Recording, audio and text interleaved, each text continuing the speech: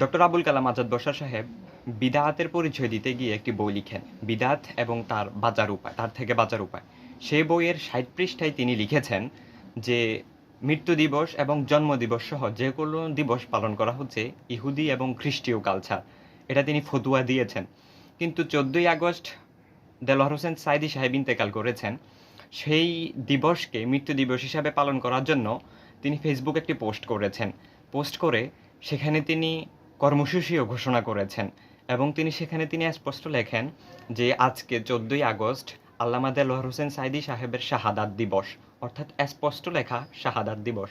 আমরা যদি তার বইটি দেখি, এটি হচ্ছে বইটির কভার। এই বইয়ের ৬০ পৃষ্ঠায় তিনি এখানে অনেক বিস্তারিত লেখা লিখেছেন।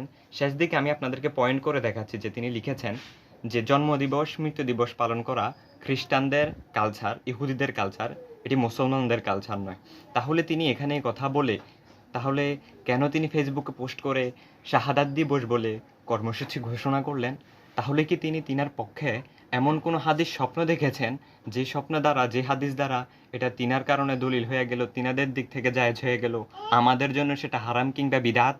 মূলত তারা হচ্ছে ইলিম পাপী, অর্থাৎ কোনো একটি ফতুয়া দিয়ে তারা নিজেদের বিষয়ে এটা চর্চা করলেও অন্যদের বেলায় সেটাকে হারাম কিংবা ফতুয়ার আয়ত্তে নিয়ে নেয়।